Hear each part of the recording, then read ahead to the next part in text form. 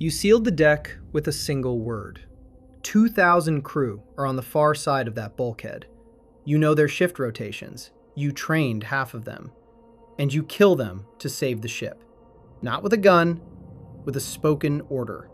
And the great blast doors grind shut over their voices. That's the middle of your life.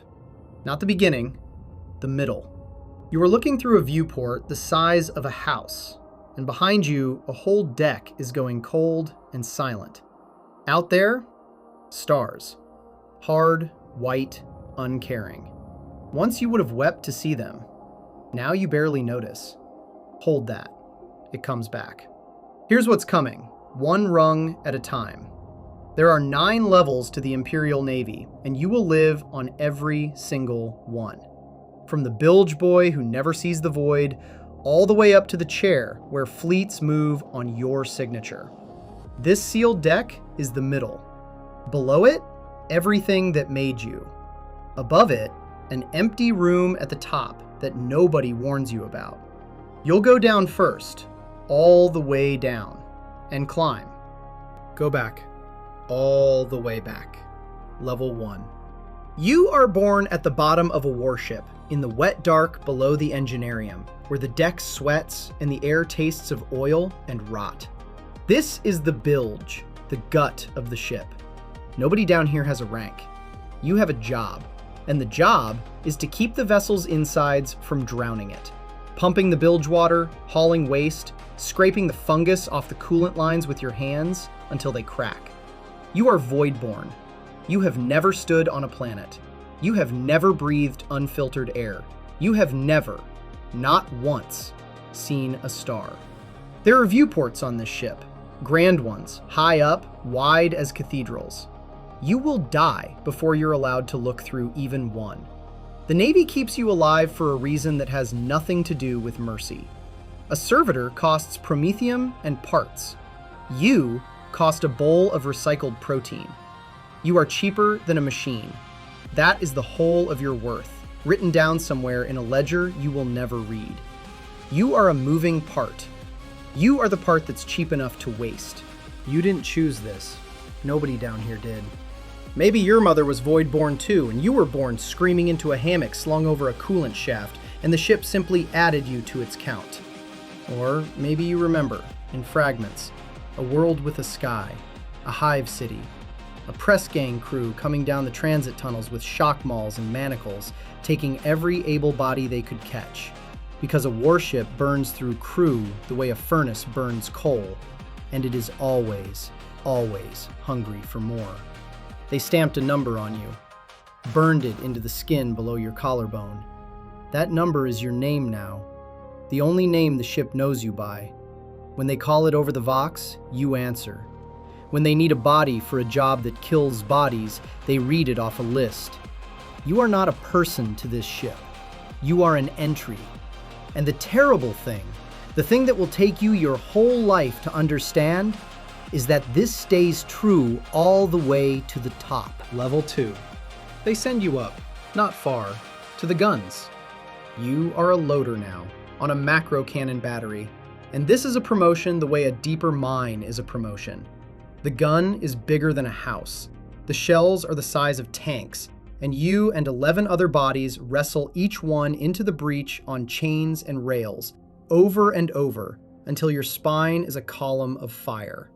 The gun deck is deafening past the meaning of the word. Most of the crew here are half deaf by 20. You read lips. You feel orders through the deck plating in your feet.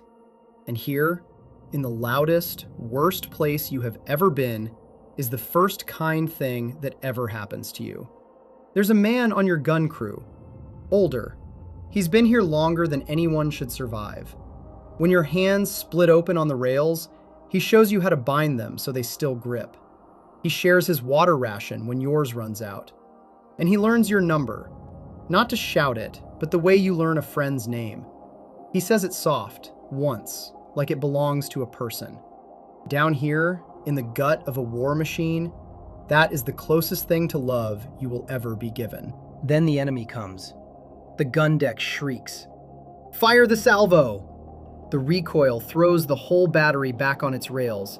A casing the size of a coffin rings on the deck. Reload! Chains bite. The next shell grinds into the breach. Something hits the hull. The whole ship lurches. A red light. Boarders. The bulkhead blows inward. Smoke, screaming, shapes coming through the breach. Armsmen pour in from the flank. Shotguns roar. A las bolt cracks past your ear and burns the wall. You grab a loading bar. You swing. It thuds off armor. A blade comes back. You duck. Your friend is beside you. Then he isn't. A shell hoist crashes down. A wet sound. He's under it. You keep swinging. You don't get to stop and look. The gun still needs feeding even now, especially now, and the deckmaster's maul is already at your back, driving you into the smoke, into the next thing that wants you dead. When it's over, you go back. You dig him out. You already know. And you learn the second lesson of the lower decks. Down here, the kindest man you meet dies feeding the same gun that fed on him. Level 3. They put a shotgun in your hands. You survived, and survival is a rare enough skill down here that it gets noticed. So they make you an armsman, the ship's own soldiery, naval security. You get boots that fit, you get a carapace vest, you get more than one meal a shift, and for the first time in your life, you are not the cheapest thing in the room. There's a price.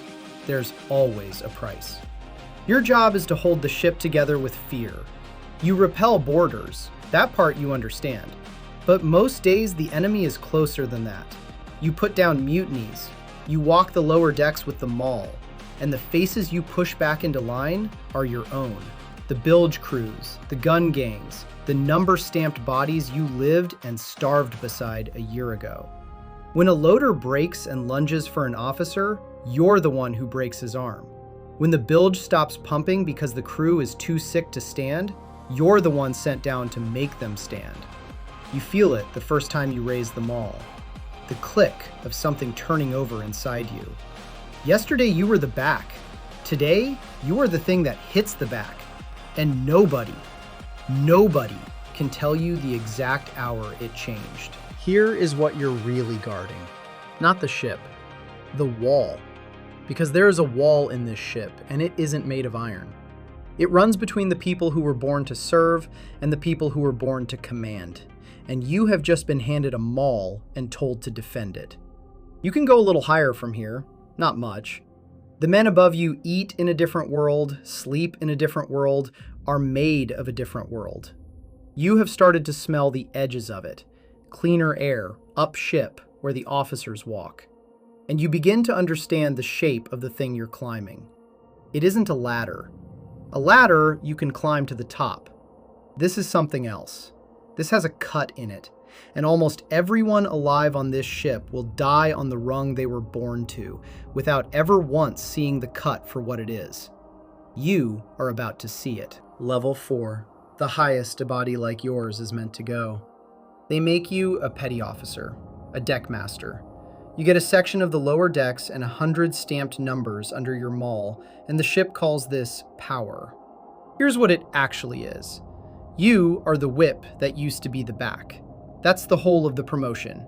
You suffer slightly less so that you will enforce the suffering of everyone below you and be grateful. And now, standing at the top of the low world, you finally see the thing they never tell the boy in the bilge. The ladder is cut in half, right here, at your feet. You have climbed as high as your kind climbs, and above you is a ceiling of glass. You can see through it. You can see the officers up there in the clean air, but you cannot pass it. Not by working, not by bleeding, not by loyalty. The men above were not promoted into that world. They were born into it. Most of them have never touched a coolant line, never gone deaf at a gun, never dug a friend out from under a shell hoist.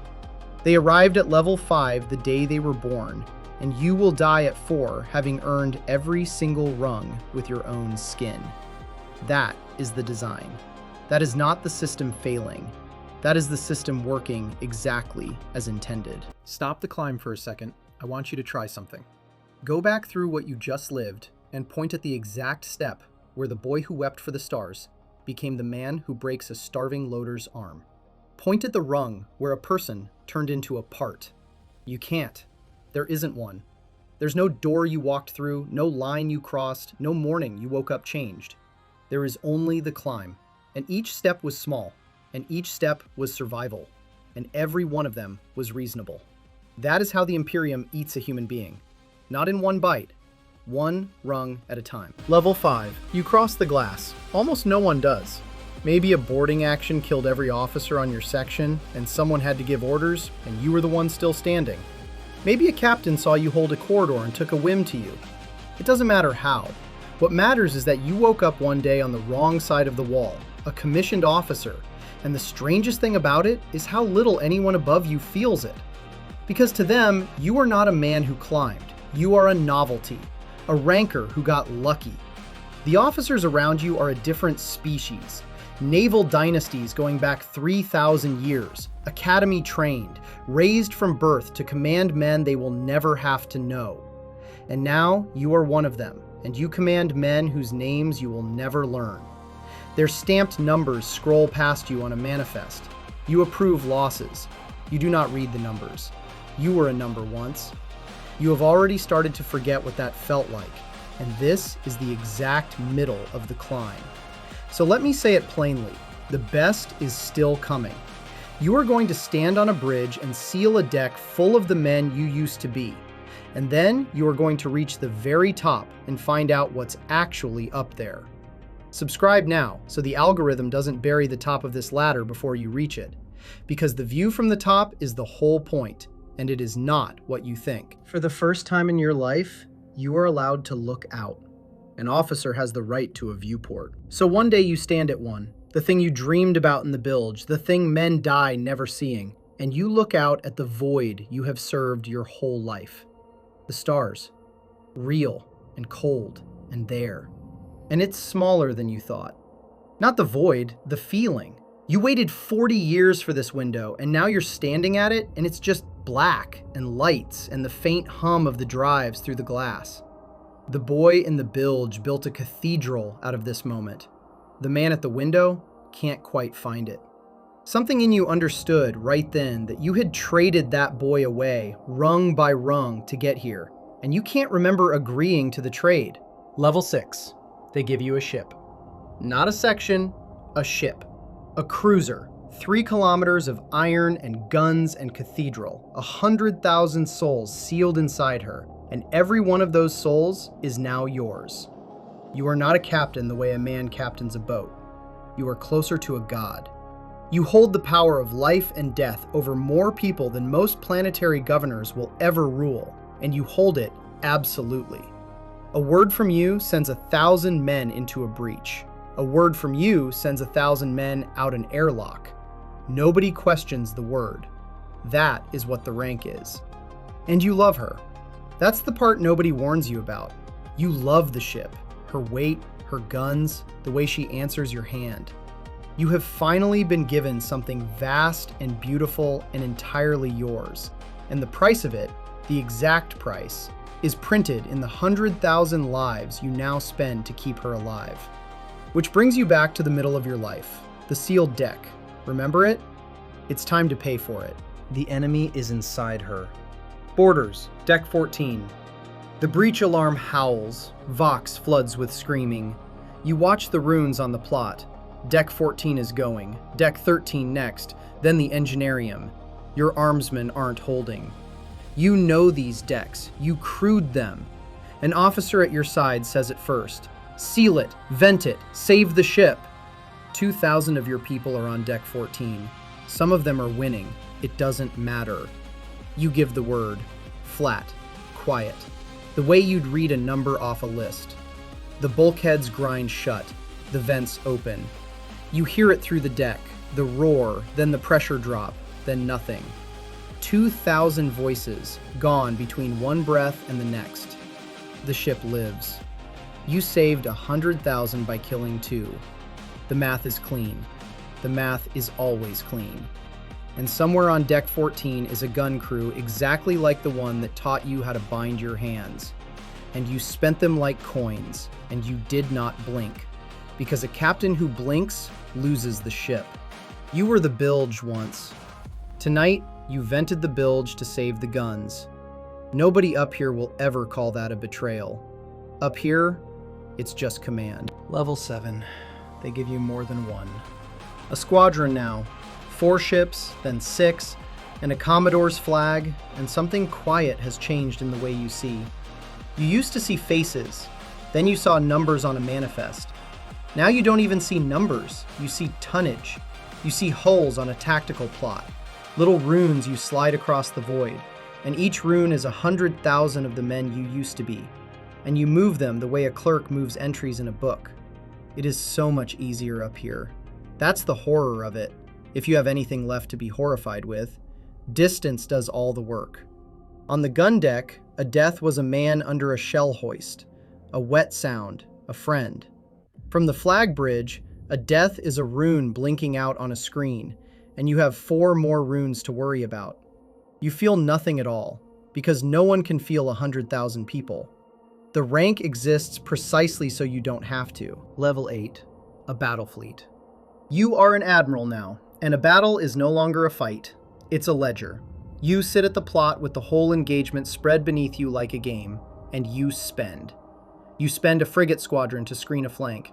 You spend 10,000 lives to buy an hour, and the hour buys a warp lane, and the warp lane holds a sector, and the sector feeds the war, and the war has no end and never will. You are good at this. That's what promoted you. You spend well. And here is the arithmetic that should have broken you, if there were anything left in you to break. Somewhere in the casualty column of one of your own victories, a clean victory, a victory they'll teach at the academy, is a single digit, one number among 10,000. And that number is the bilge boy you started as. Not really, but exactly. Every one of those digits was a boy in a bilge who never saw a star, and you signed for all of them.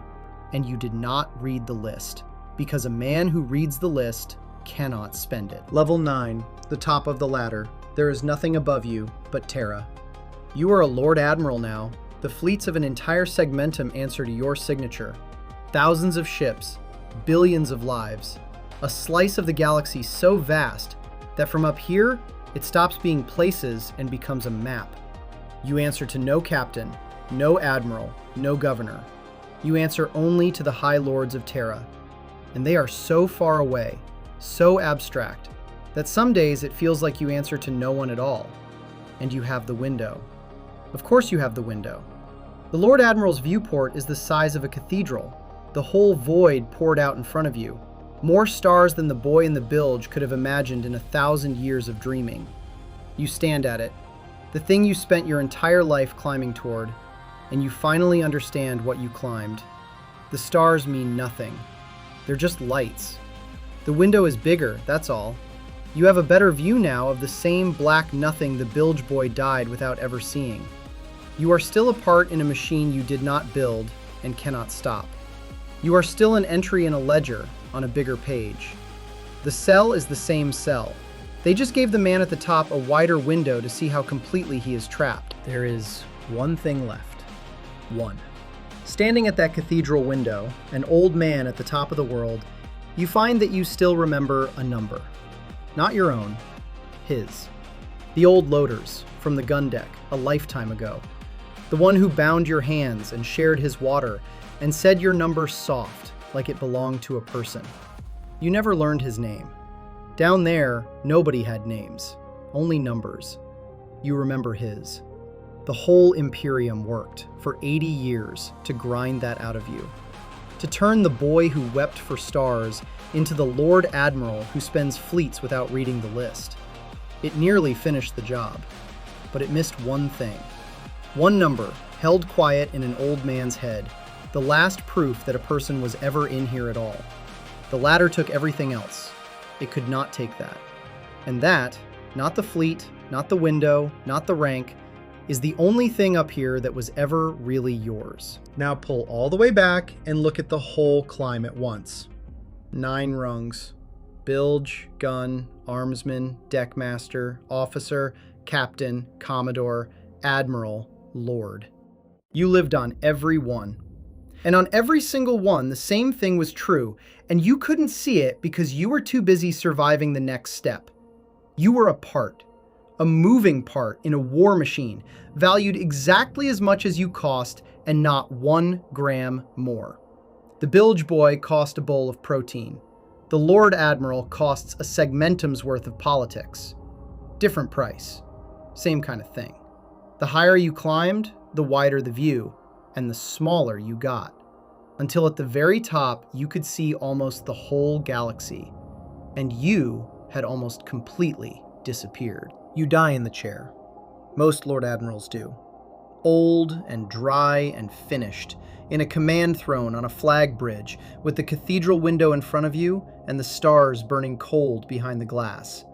And your last thought is not the fleets, or the victories, or the High Lords, or the map of a burning galaxy. Your last thought is the window. You own the stars now. Every one of them, out there, past the glass. You spent a life and 100 million other lives to stand here and own the view. And they are just lights. They were always just lights. The boy in the bilge died without ever seeing them, and the Lord Admiral dies looking straight at them. And there is no difference between those two deaths at all, except that one of them got a better window. The ship hums on, the ledger closes, and the Navy, which never once knew your name, reads your number off a list and strikes it, and moves the next body up 1 rung. So you climbed all 9 levels. You started as a body too cheap to replace with a machine, and you ended owning stars. And at every rung along the way, you were the same thing, a part, spent by something that never learned your name. So here's what I want to know, and I want it in the comments. On which rung exactly does a person stop being a part of the machine and start being the machine? Is there a level where it changes? Or does the top just hand you a bigger window on the same cell? Tell me where on that ladder you would have stopped, and whether stopping was ever really yours to choose. Because the machine that built this ladder has a name and a face and a logic of its own. The Imperium that feeds the war and calls it order. That's next. And the warp it burns worlds to hold back, the thing your guns were always really pointed at, that's coming too. Subscribe and climb the next one with me.